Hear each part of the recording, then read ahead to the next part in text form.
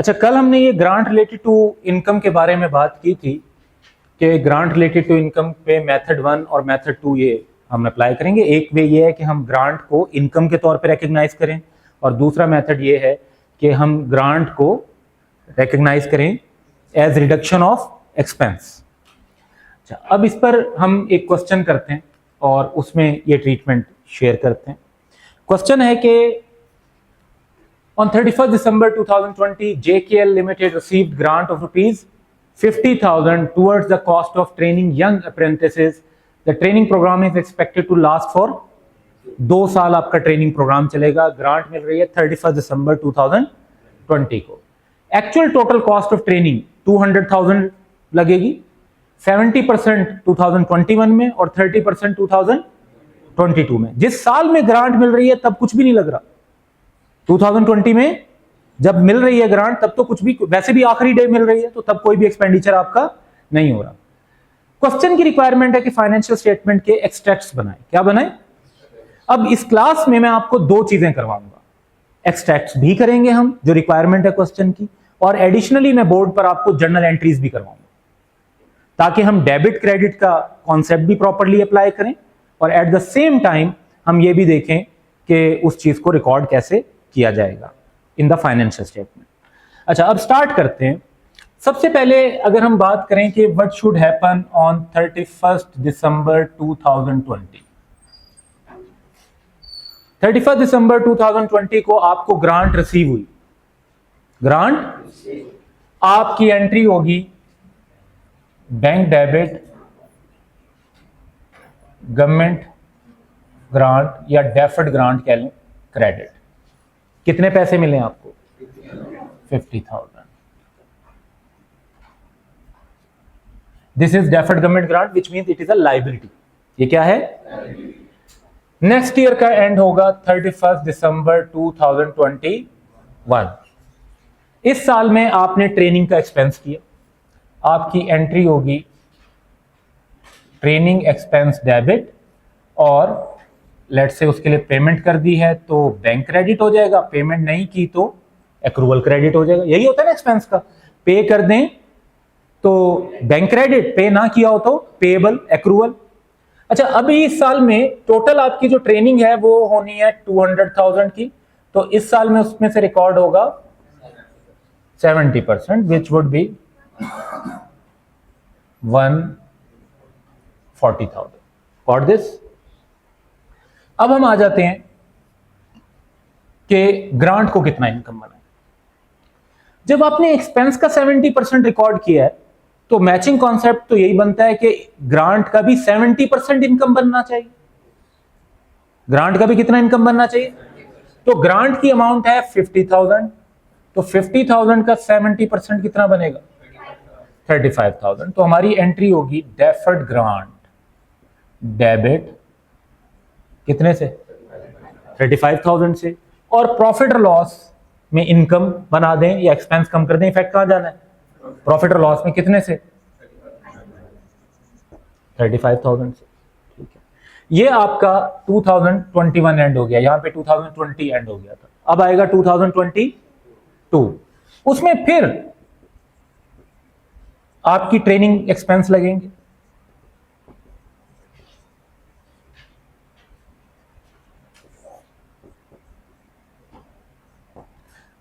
%70 तो यहां हो गया था, 30% यहां रिकॉर्ड होगा। 200,000 का 30% ये रिकॉर्ड होना चाहिए। और अब ग्रांट का भी कितना इनकम बनना चाहिए? 30%, तो ये 50,000 का that would be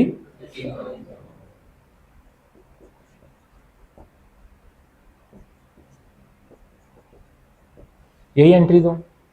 in entries के बाद डेफर्ड ग्रांट का बैलेंस कितना हो जाएगा? 0। 50 से क्रेडिट, जब 35 से डेबिट हुआ 15 हो गया बैलेंस, फिर 15 से डेबिट हुआ तो बैलेंस 0 हो गया। अब हमने, अच्छा एक स्टेप पीछे जाते हैं, तो ये एंट्रीज थी आपके सामने, यही थी। प्रॉफिट और लॉस में दोनों चीजें हो सकती हैं। एक ऑप्शन आपके पास ये है कि आप अदर इनकम के तौर पर रिकॉर्ड कर लें, और दूसरा ऑप्शन ये है कि आप ट्रेनिंग का एक्सपेंस क्रेडिट कर दे। यही कर सकते हैं ना, देखिए यही फर्क है, या आप उसे अदर इनकम बना सकते हैं या फिर उससे एक्सपेंस को क्रेडिट कर सकते हैं। तो ये जो मैंने प्रॉफिट और लॉस लिखा है, ये अगर मैं अदर इनकम लिखूंगा तो ये मेथड 1 की एंट्रीज हो गई, और अगर मैं अदर इनकम के बजाय ट्रेनिंग एक्सपेंस को क्रेडिट कर दूं तो मेथड 2 की एंट्रीज हो गई। तो मैंने एक ही सेट ऑफ एंट्रीज से आपको दोनों मेथड की एंट्रीज करवा दी। अब जो इंपॉर्टेंट बात है वो ये है कि ये जो क्वेश्चन हमारे सामने है, इसमें अगर इस क्वेश्चन का आप ये आंसर देंगे तो आपको मार्क्स मिलेंगे 0। वाई? क्योंकि क्वेश्चन ने रिक्वायरमेंट में जर्नल एंट्रीज मांगी ही नहीं। क्वेश्चन की रिक्वायरमेंट है extracts of financial statement. Extracts बनाएंगे जो कि है यही नॉलेज, यही अंडरस्टैंडिंग चाहिए उसके लिए भी, लेकिन उसके पूरे नंबर मिलेंगे आपको। तो ये ऑलवेज बी केयरफुल कि क्वेश्चन की रिक्वायरमेंट क्या है। समटाइम क्वेश्चन जर्नल एंट्री पूछता है, हम कैलकुलेशन कर देते हैं, अब मार्क्स नहीं मिल पाएंगे। क्वेश्चन ने एक्सट्रैक्ट का कहा, हम एंट्रीज कर रहे हैं। क्वेश्चन ने एंट्रीज का कहा, हम एक्सट्रैक्ट्स बना रहे हैं, तो ये गलत हो जाएगा। रिक्वायरमेंट को फॉलो करना, विच इज ऑब्वियस थिंग। अच्छा, अब इसका मैं सोल्यूशन आपके साथ शेयर करता हूं, और बड़ी इंटरेस्टिंग बात यह है कि इस सोल्यूशन के बाद आप मुझसे कुछ क्यूरी करने वाले हैं, और वो क्यूरी IS-20 की नहीं होगी, बल्कि वो उस एरिया की होगी जो प्रोबेबली आपने पहले पढ़ा हुआ है, इंट्रोडक्शन टू अकाउंटिंग में। तो देखें, की पॉइंट ये है कि स्टेटमेंट ऑफ फाइनेंशियल पोजीशन में पहले साल ग्रांट टोटल कितने की शो होगी? 50,000, क्योंकि 2020 में आपकी ग्रांट कितनी थी? 50। करंट में 15,000 और नॉन करंट में 35,000। ये किस तरीके से? करंट में 35, बल्कि करंट में कितनी? जो अगले एक साल में इनकम बननी है वो करंट, जो एक साल के बाद इनकम बननी है वो नॉन करंट। ट्रेनिंग कॉस्ट 140,000 और ग्रांट की अदर इनकम, ये मेथड 1 है ना। मेथड 1 में तो क्या ट्रीट करते हैं? Other income. तो अदर इनकम 2021 में कितनी बनेगी? 35, 15। ग्रांट अगले साल सिर्फ, क्योंकि 35,000 की इनकम बन चुकी होगी, ये देखें 35 की इनकम बन गई, तो रिमेनिंग बैलेंस कितना बचा? 15,000। अच्छा, उसके बाद उससे अगले साल 15,000 भी इनकम बन गई, तो बैलेंस कितना हो गया? 0। ये आ गया। मेथड 2 देखें तो स्टेटमेंट ऑफ फाइनेंशियल पोजीशन तो सेम बननी है, उसमें तो कोई फर्क नहीं आएगा। अलबत्ता प्रॉफिट और लॉस में आप ट्रेनिंग कॉस्ट को नेट कर देंगे। आप कहेंगे हमारा ट्रेनिंग का एक्सपेंस 140,000 नहीं है, हमारा ट्रेनिंग का एक्सपेंस है 140,000 डेबिट और 35,000 क्रेडिट। कितना बनेगा?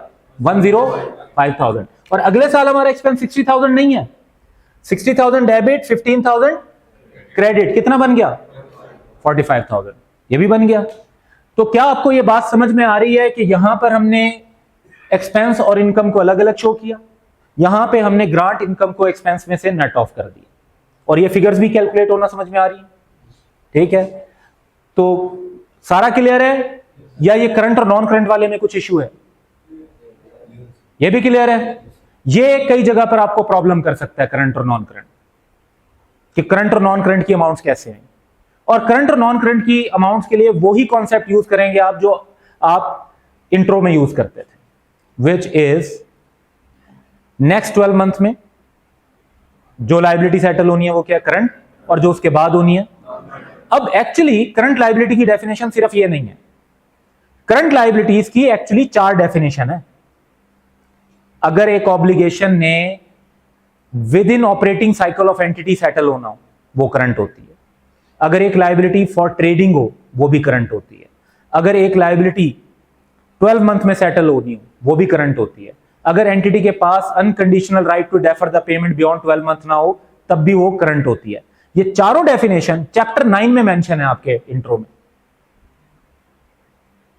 कहां मेंशन है? चैप्टर 1 में हम बहुत सिंप्लीफाइड डेफिनेशन पढ़ते हैं 12 महीने। प्रॉपर डेफिनेशन कहां पढ़ते हैं? चैप्टर 9 में जाएंगे तो ये 4 डेफिनेशन है करंट की, एक भी पूरी हो जाए तो वो करंट है। और नॉन करंट की बड़ी सिंपल डेफिनेशन है, जो करंट लायबिलिटी नहीं है वो ऑटोमेटिकली क्या है? Non current liability. इसी तरह करंट एसेट की भी 4 डेफिनेशन। 1 जो ऑपरेटिंग साइकिल में रियलाइज होना हो, नंबर 2 जो हेल्ड फॉर ट्रेडिंग हो, नंबर 3 जो 12 मंथ में रियलाइज होना हो, number 4 cash. Cash by definition ही क्या है? करंट। इनके अलावा जो एसेट है वो क्या होंगे? Non current. ठीक हो गया। अब यहां पर भी मैं आपको इसको थोड़ा सा एक्सप्लेन कर देता हूं। देखें, आपकी लायबिलिटी इनिशियली थी 50,000, अगले एक साल में 35,000 बननी थी, तो ये क्या हो गई, और नॉन करंट कितनी हो गई। फिर अगला साल आया और इसमें से 35,000 माइनस हो गया, तो बैलेंस कितना बचा, 15,000 अब अगले एक साल में हो जानी थी। पहले तो उसको 2 साल में होना था, लेकिन अब कितने में होना है, तो ये करंट बन गई। तो नॉन करंट कितनी बची, और उसके बाद इसमें से भी 15,000 माइनस हो गया, तो लायबिलिटी कितनी हो गई। जब जीरो हो गई तो ना करंट है ना नॉन करंट है। अकॉर्डिंगली ये देखें, ये शो हो रहा है कि पहले लायबिलिटी कितनी थी 50, लेकिन करंट नॉन करंट को बाइफरकेट किया है, फिर कितनी हो गई 15, और फिर कितनी हो गई 0। Got this. चले, ये थी ग्रांट रिलेटेड टू इनकम। अब बात करेंगे ग्रांट रिलेटेड टू एसेट।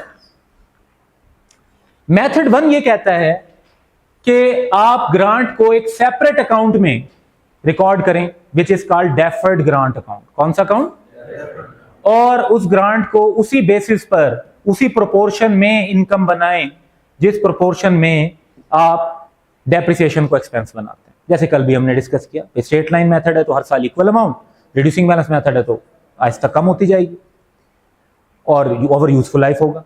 तो जब आप कोई एसेट खरीदते हैं तो क्या ये एंट्री पास करते हैं, यही एडजस्टमेंट। जब आपको ग्रांट मिलेगी तो आपकी एंट्री होगी कैश डेबिट डेफर्ड ग्रांट, जैसे ग्रांट रिलेटेड टू इनकम में की थी वैसी एंट्री है ये भी। जब एसेट का टाइम गुजरता है, ईयर एंड आता है, तो उसकी डेप्रिसिएशन रिकॉर्ड करते हैं, ये एंट्री होती है। और ग्रांट को इनकम बनाएंगे, उसकी एंट्री करेंगे डेफर्ड ग्रांट डेबिट, और प्रॉफिट और लॉस बिल्कुल ग्रांट रिलेटेड टू इनकम जैसी एंट्री है, लेकिन यहां पे डेप्रिसिएशन और एसेट वाला मामला आ गया। ग्रांट की एंट्रीज वैसी हैं, ऐसे ही है। ये है एक पहला मेथड प्रेजेंटेशन। एक दूसरा मेथड भी, ये मेथड ये कहता है कि ग्रांट को अलग शो ही ना करो। अगर आपने 100 मिलियन का एसेट लिया है और आपको 30 मिलियन की ग्रांट मिल गई है, तो आप ये समझो कि आपका एसेट कितने का है, 70 का। ग्रांट की अमाउंट को एसेट की कैरिंग अमाउंट में से डिडक्ट कर दो।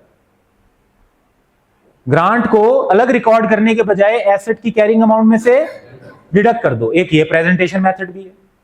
इस मेथड में हम क्या करते हैं कि एसेट तो रिकॉर्ड करेंगे नॉर्मल वे में, उसके बाद जब ग्रांट मिलेगी तो एसेट को कैश डेबिट होगा, रिसीवेबल डेबिट होगा, क्रेडिट ग्रांट को नहीं करेंगे। यहां पे जब ग्रांट मिली थी तो क्रेडिट क्या करते हैं, यहां पे ग्रांट का अकाउंट ही नहीं बनाया, डायरेक्ट किसको क्रेडिट कर दिया।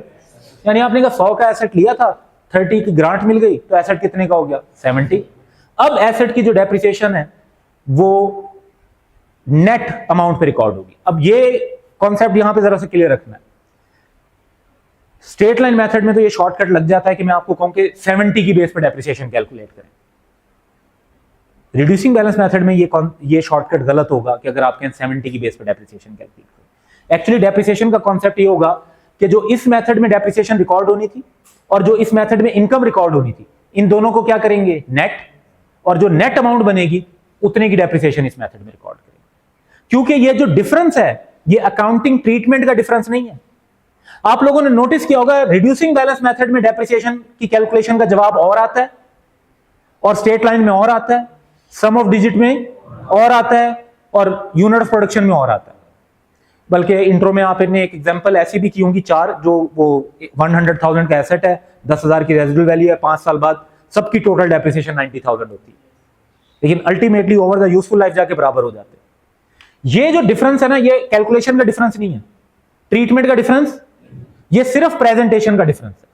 यहां पर भी आप देखें, चाहे मेथड 1 यूज करते या मेथड 2, प्रॉफिट के ऊपर डिफरेंट इफेक्ट नहीं था, सेम इफेक्ट था। यहां पर भी प्रॉफिट के ऊपर डिफरेंट इफेक्ट, चाहे मेथड 1 यूज करें चाहे मेथड 2 इफेक्ट करें, दोनों से प्रॉफिट आपका कितना आएगा, एक जैसा। अब इसको एग्जांपल से करते हैं। अब एग्जांपल्स में मामला यह है कि बुक में एग्जांपल स्ट्रेट लाइन मेथड की भी है, बुक में एग्जांपल रिड्यूसिंग बैलेंस मेथड की भी है। स्ट्रेट लाइन मेथड की एग्जांपल कंपैरेटिवली आसान है क्योंकि स्ट्रेट लाइन मेथड थोड़ा आसान होता है, और रिड्यूसिंग बैलेंस मेथड की टफ है। तो वैसे तो प्रोग्रेशन ये होती है कि हम सिंपल से टफ की तरफ जाएं, लेकिन हमें थोड़ा सा टाइम को भी और सिलेबस कवरेज को भी ओवरऑल देखना होता है।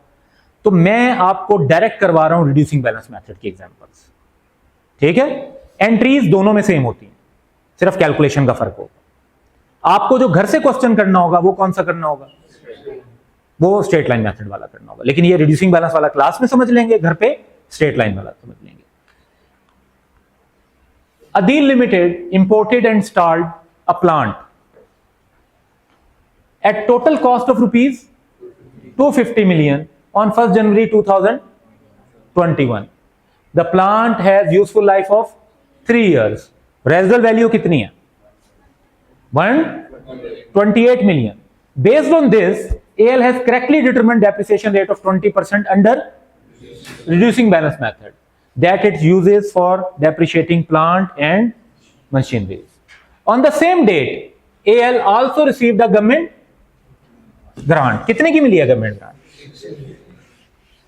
60 million towards this plant. It is reasonably certain that AL will comply with the condition of this. तो क्या इस ग्रांट को रिकॉग्नाइज कर सकते हैं?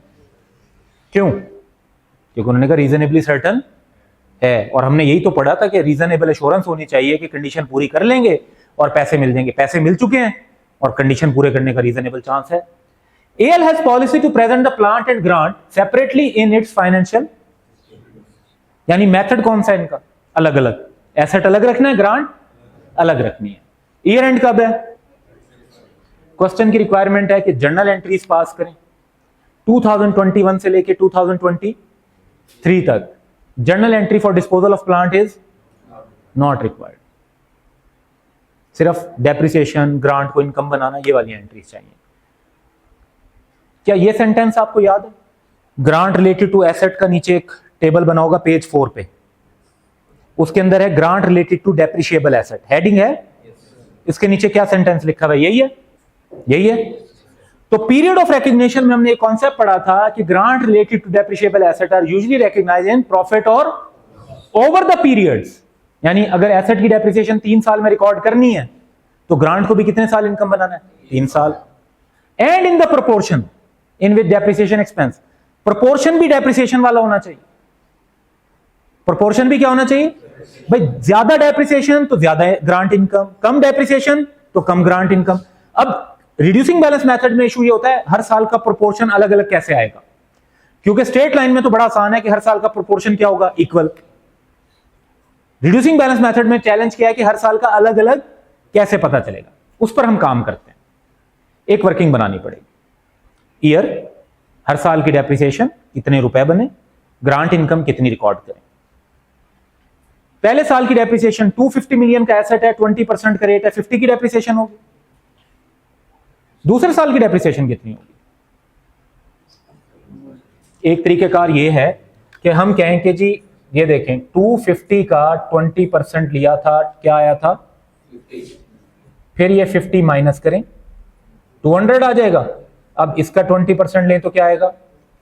फिर इसमें से 40 माइनस करें, इसका 20% लें, 32 माइनस करें, 128 आ गया। तो 50, 40। एक शॉर्टकट है जो शायद पहले भी आपने यूज किया हो कि रिड्यूसिंग बैलेंस मेथड में जितनी लास्ट ईयर की डेप्रिसिएशन होती है, नेक्स्ट ईयर की डेप्रिसिएशन उसका 1 माइनस डेप्रिसिएशन रेट होती है। 1 मीन 100%, 20% लेस कर दें 80%, तो अगले साल की डेप्रिसिएशन होगा 50 का 80%। 50 का 80% कितना? 40। उससे अगले साल की डेप्रिसिएशन 40 का 80%, 30। ये अब कैलकुलेशन थोड़ी सी शॉर्ट है, क्विक है। अच्छा, अब वैसे ये ज्यादा आसानी से समझ में आई होगी, इसमें थोड़ा सा टाइम कम लगता है, और टाइम आपके लिए एक इंपॉर्टेंट फैक्टर होने वाला है सीए में जैसे जैसे आप आगे बढ़ेंगे। तो रादर देन कि आप शॉर्टकट्स, जो प्रॉपर शॉर्टकट्स हों, उनको ऑल टुगेदर मिस करें, बेहतर होगा कि आप उन्हें अडॉप्ट करें, क्योंकि पेपर में टाइम मैनेजमेंट एक इंपॉर्टेंट पर्सपेक्टिव है जिसे हमने मैनेज करना है। और उसके लिए जरूरी है कि ना सिर्फ ये कि हमारी कैलकुलेशन करेक्ट हो, हमारी कैलकुलेशन फास्ट और एफिशिएंट भी होनी चाहिए। Got this? टोटल डेप्रिसिएशन हम जो चार्ज करेंगे वो 122 है। क्या ऐसा कोई तरीका है कि मुझे ये टोटल वाली अमाउंट 122 की सारे सालों की डेप्रिसिएशन कैलकुलेट किए बगैर पता चल जाती? लेट्स से अगर इस एसेट की लाइफ 25 साल होती तो इस एसेट की टोटल डेप्रिसिएशन 122 चार्ज होगी। ये मुझे 25 कैलकुलेशन करके पता चलता ना। क्या कोई ऐसा तरीका है कि ये एक ही कैलकुलेशन से पता चल जाए? Yes, cost minus residual value, cost minus 250 minus 120 is equal to. तो ये कैलकुलेट करने का सिर्फ ये एक तरीका नहीं है, आप टोटल डेप्रिसिएशन डायरेक्ट, क्योंकि total depreciation is always equal to depreciable amount. Depreciable amount is cost minus, depreciable amount का नाम क्या बता रहा है कि वो अमाउंट जो डेप्रिशिएट होगी। एक एसेट की जो टोटल डेप्रिसिएशन चार्ज होती है वो क्या होती है? Depreciable amount, which is cost minus residual value. अच्छा, अब प्रोपोर्शन निकालना है। आपकी ग्रांट कितनी है? 60। प्रोपोर्शन वाइज पहले साल कितनी ग्रांट बननी चाहिए? 50/122। दूसरे साल 40/122। तीसरे साल 32। प्रोपोर्शन का कॉन्सेप्ट समझ में आ गया? बहुत कॉम्प्लेक्स तो नहीं है, करनी पड़ेगी वर्किंग। पहले साल कितनी, दूसरे साल, तीसरे साल, तो सिंपली करते हैं 60 का 50/122, 60 का 40/122 और 60 का 32/, 3 सालों में मिलाकर टोटल 60 की ग्रांट इनकम बन जाएगी। ये जो लिखा हुआ था कि डेप्रिसिएशन प्रोपोर्शन में होनी चाहिए, तो अब समझ में आया कि प्रोपोर्शन कैसे कैलकुलेट होता है। अब हर साल इक्वल तो नहीं होनी थी ना। शुरू में देखें ज्यादा है, फिर उससे कम, फिर उससे कम, और ज्यादा लाइफ होती तो फिर और भी कम, इसी तरह होती। तो देखें अब ये बकायदा ये मेथड आपने फॉलो करना है कैलकुलेशन का। अब ये कैलकुलेशन अपने सामने रखते हैं और एंट्रीज करते हैं। जब हमने एसेट खरीदा होगा क्या एंट्री करेंगे? एसेट डेबिट, ठीक है। जब ग्रांट के पैसे मिले होंगे तो कैश या bank debit, deferred government grant. पहला साल होगा तो पहले साल की डेप्रिसिएशन रिकॉर्ड करनी पड़ेगी 50, तो पहले साल की डेप्रिसिएशन रिकॉर्ड कर दी। पहले साल में जब डेप्रिसिएशन रिकॉर्ड किया तो मैचिंग कॉन्सेप्ट कहता है कि ग्रांट को भी इनकम बनाओ, 24.59 की ग्रांट को इनकम बनाएंगे, deferred government grant debit, profit और लॉस क्रेडिट। नेक्स्ट ईयर आएगा तो अब कितने का डेप्रिसिएशन एक्सपेंस होना चाहिए? 40। अब ग्रांट कितने की इनकम बननी चाहिए? उससे नेक्स्ट ईयर कितने की डेप्रिसिएशन होनी चाहिए? और ग्रांट कितने की इनकम बननी चाहिए? बस एंट्रीज तो यही, एंट्रीज तो इजी है ना। कैलकुलेशन में थोड़ा एक मरतबा ख्याल रखना है, 1 से 2 मरतबा जब आप इसको प्रैक्टिस करेंगे तो ये प्रोपोर्शन आपके लिए कैलकुलेट करना इतना डिफिकल्ट टास्क नहीं रहेगा। जस्ट इसको थोड़ा प्रैक्टिस करना है, खुद कैलकुलेट करना है, सिर्फ देखना नहीं है। लिखकर कैलकुलेटर भी खुद यूज करके करेंगे 1 से 2 बार तो वो आपके फ्लो में आ जाएगा। Got this? अब ये मेथड कौन सा था जिसमें हमने एसेट को अलग रखा, ग्रांट को अलग, एसेट की डेप्रिसिएशन अलग हुई, ग्रांट की इनकम अलग बनी, ऐसा? अब दूसरा मेथड करते हैं ट्राई। पहला हमारा क्वेश्चन था डील लिमिटेड, अब हम क्वेश्चन कर रहे हैं काशिफ लिमिटेड। सिमिलर डाटा पहले पैराग्राफ में, देखें कोई फर्क है? सब फिगर्स भी सेम है, मेथड एवरीथिंग सेम, लेकिन इसमें एक सेंटेंस चेंज है which is K KL has policy to present the grant as deduction from the carrying amount of the plant in its. Presentation का मेथड डिफरेंट है, method 1 नहीं है, अब मेथड 2 है कि एसेट की कैरिंग अमाउंट में से डिडक्ट करके प्रेजेंट करना। ईयर एंड 31 दिसंबर को होता है, रिक्वायरमेंट वही है, जर्नल एंट्रीज पास करनी है, रूल भी वही है, इन द प्रोपोर्शन वाला रूल तो डिफरेंट नहीं है। वर्किंग बनाएंगे, एक कॉलम एक्स्ट्रा,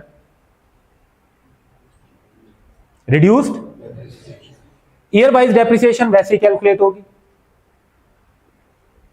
ग्रांट कितनी इनकम बननी चाहिए वैसे ही कैलकुलेट होगा, बिल्कुल सेम हो गया।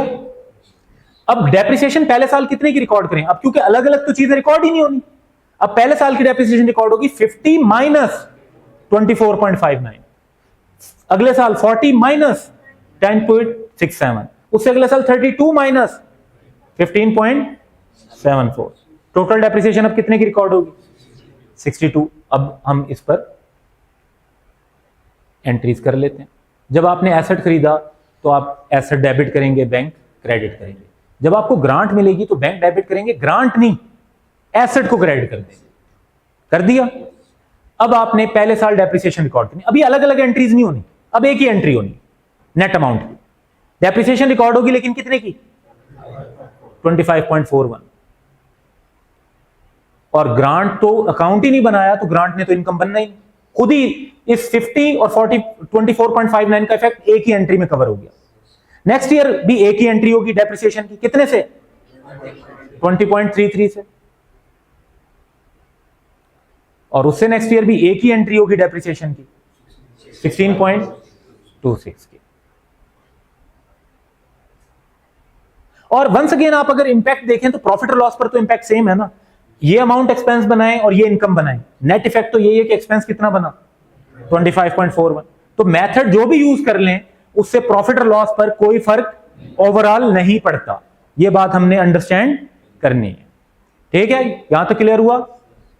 चलें, अब एक की फैक्टर तो हमारे पास ये आ गया कि इसमें से आपने क्वेश्चंस देखने घर से। एक क्वेश्चन मैंने आपको कल भी घर से करने के लिए दिया था, तो अपने रजिस्टर निकालने, वो चेक करते हैं, फिर जरा सा आगे डिस्कस करेंगे। अभी तक जो हमने, अब अकाउंटिंग पढ़ ली हमने गवर्नमेंट ग्रांट की, लेकिन हमने जो अभी तक गवर्नमेंट ग्रांट की अकाउंटिंग पढ़ी है वो हैप्पी एंडिंग है।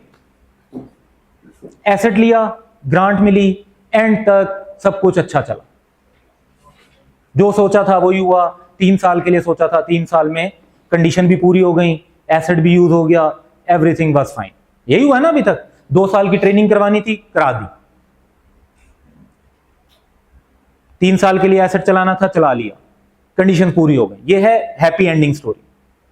लेकिन समटाइम्स क्या होता है कि हालात ऐसे हो जाते हैं या फाइनेंशियल पोजीशन ऑर्गेनाइजेशन की ऐसी हो जाती है कि कंडीशंस को पूरा नहीं कर पाते, और ऐसे सिचुएशन में गवर्नमेंट ये डिमांड कर देती है कि आप सम और all of the amount of grant को वापस करें। यानी ग्रांट की अमाउंट फुल भी वापस हो सकती है और पार्शियल भी हो सकती है।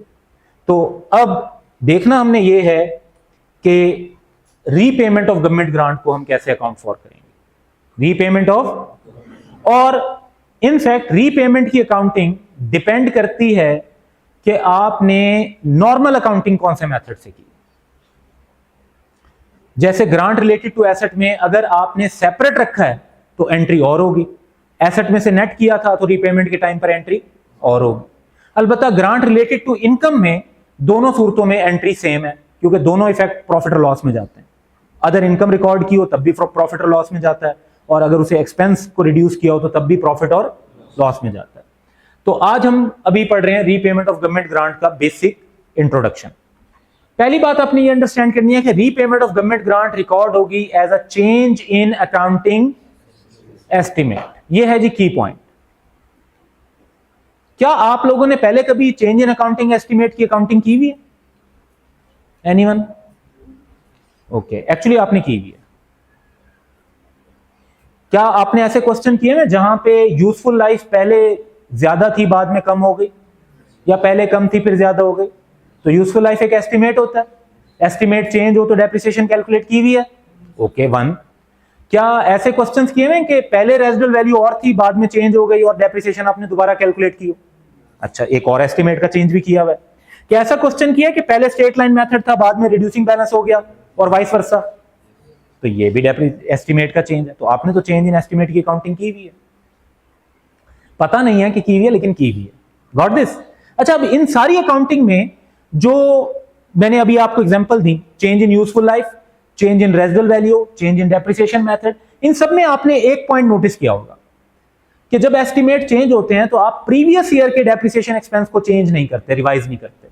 आप कहते हैं जो हो गया इस साल में हो रहा है चेंज एस्टिमेट, अब से ऑनवर्ड नए एस्टिमेट से कैलकुलेशन कर देते हैं, अब से ऑनवर्ड न्यू लाइफ के बेस पर करेंगे, अब से ऑनवर्ड न्यू रेजिडुअल वैल्यू के बेस पर करेंगे, अब से ऑनवर्ड न्यू मेथड के हिसाब से करेंगे। यही करते हैं, यानी प्रीवियस ईयर्स को आप चेंज, यही मतलब है यहां भी।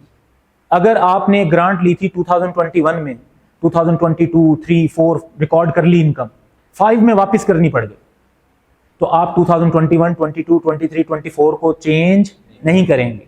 जो भी रिकॉर्डिंग होगी वो 2025 में होगी, यानी रिट्रोस्पेक्टिव चेंज नहीं होगा, पास्ट में चेंज नहीं होगा, प्रोस्पेक्टिव होगा। अब से ऑनवर्ड होगा, अब से ऑनवर्ड चेंज होगा।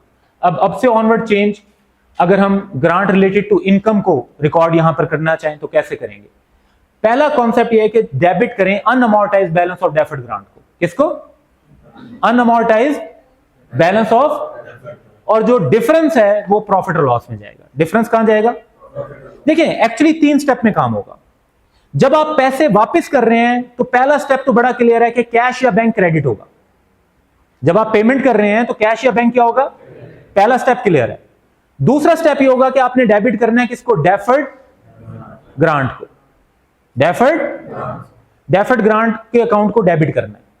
लेकिन फर्ज करें आप पेमेंट कर रहे हैं 50 की और डेफर्ड ग्रांट का उस टाइम पे बैलेंस जो मौजूद है वो सिर्फ कितने का है? 20 का। तो 20 से ज्यादा तो डेबिट नहीं कर सकते। तो जो 30 का डिफरेंस आ रहा है वो कहां जाएगा? प्रॉफिट और एक्चुअली आप नोटिस करेंगे कि ये जो डिफरेंस प्रॉफिट और लॉस में जाएगा, ये इफेक्ट यही होगा कि जो पहले आपने ग्रांट को इनकम बना दिया था वो रिवर्स हो रही होगी। वो क्या हो रही होगी? रिवर्स हो रही होगी। तो एंट्री आपकी है डेफर्ड ग्रांट डेबिट, प्रॉफिट और लॉस डेबिट और bank. Step 1 bank, step 2, step 3 profit और लॉस। ठीक है, चले। और repayment of grant related to,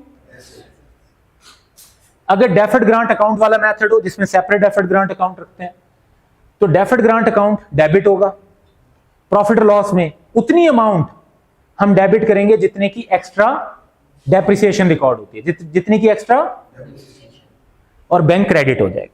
ठीक है, यही अगर दूसरा मेथड हो डिडक्ट फ्रॉम कॉस्ट ऑफ, तो इसमें एक फर्क होगा। देखें ये दो आइटम सेम है, एसेट क्या हो रहा है? डेबिट हो रहा है, ये फर्क है। अब ये फर्क क्यों है ये बताएं कि इस मेथड में जब ग्रांट रिसीव होती है तो कैश डेबिट करते हैं, क्रेडिट क्या करते हैं? जब सेपरेट डेफर्ड ग्रांट का अकाउंट रखना होता है, ग्रांट के पैसे रिसीव होते हैं, कैश डेबिट और क्रेडिट। तो जब वापस कर रहे हैं तो रिवर्स करके डेबिट भी क्या होगा? Deferred grant. अच्छा, इस मेथड में जिसमें deduct from carrying amount of asset होता है, इसमें जब ग्रांट रिसीव होती है तो कैश डेबिट करते हैं, क्रेडिट क्या करते हैं? एसेट को क्रेडिट करते हैं। तो जब वापस कर रहे हैं ग्रांट तो अब रिवर्स करके डेबिट भी किसको करना पड़ेगा? तो यही डिफरेंस है ना दोनों में। इधर डेबिट डेफर्ड ग्रांट हो रहा है, इधर डेबिट, क्योंकि इधर क्रेडिट क्या हुआ था? Deferred grant. इधर क्रेडिट क्या हुआ था? बाकी सेम है। इसमें जो स्टेप है, पहला स्टेप होगा बैंक, दूसरा स्टेप होगा प्रॉफिट और लॉस में एक्स्ट्रा डेप्रिसिएशन के बराबर इफेक्ट लेकर जाएंगे, और तीसरा स्टेप होगा कि हम डेफर्ड ग्रांट या एसेट को डेबिट करेंगे। एक्स्ट्रा डेप्रिसिएशन का कॉन्सेप्ट क्या है? एक्स्ट्रा डेप्रिसिएशन का कॉन्सेप्ट यह है कि आप कैलकुलेट करते हैं कि एक तो वो अमाउंट है जो हमने नेट एक्सपेंस रिकॉर्ड की है अब तक, जो की है अगर रीपेमेंट नहीं होती, फिर आप कहते हैं जितने की रीपेमेंट करनी पड़ी है, जितने की, अगर ये रीपेमेंट वाली ग्रांट कभी मिली ही ना होती तो फिर तो हमारा एक्सपेंस ज्यादा होता, फिर तो हमारा एक्सपेंस, ग्रांट की वजह से एक्सपेंस कम हो जाता है ना। तो अगर ग्रांट ना मिली होती तो हमारा एक्सपेंस ज्यादा होता।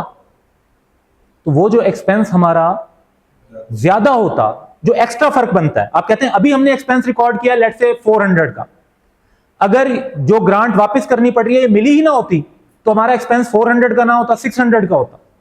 तो एक्स्ट्रा कितने का एक्सपेंस रिकॉर्ड करना पड़ेगा?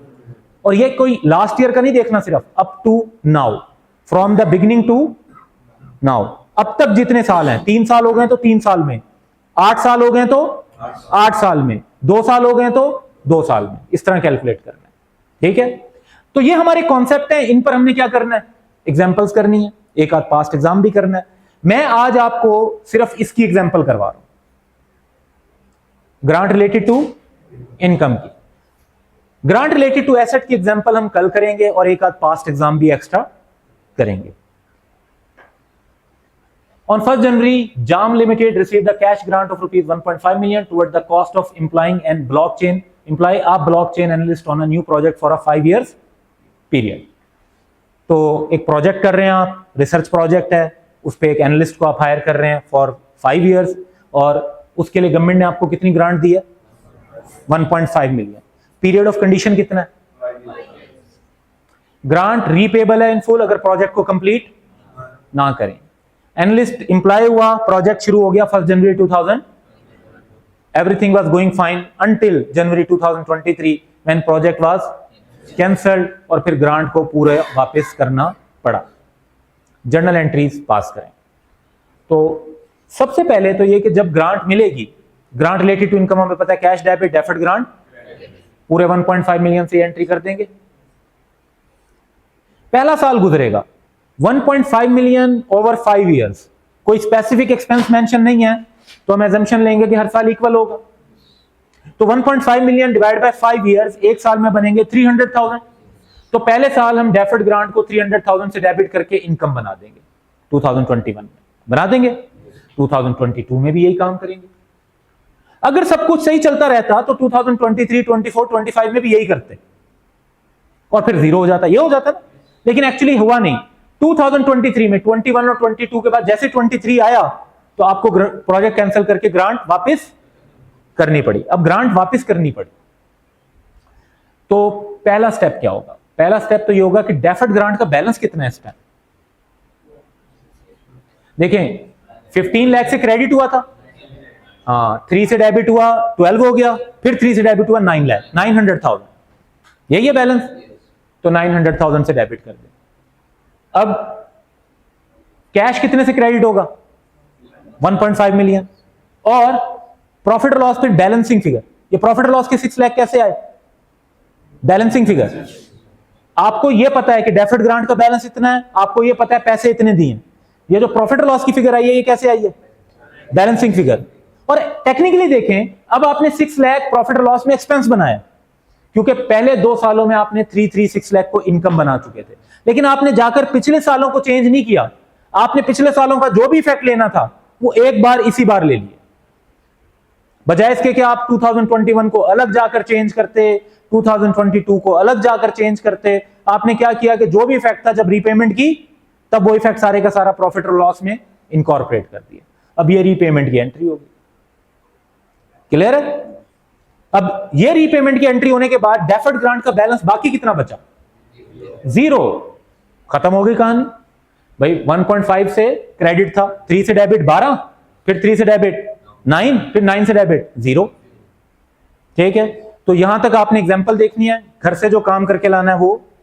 इसमें आपका है एग्जांपल नंबर 10 आप रजिस्टर्स पर करेंगे, दूसरी एग्जांपल आपकी मर्जी है रजिस्टर पर करें या अदरवाइज। ठीक है।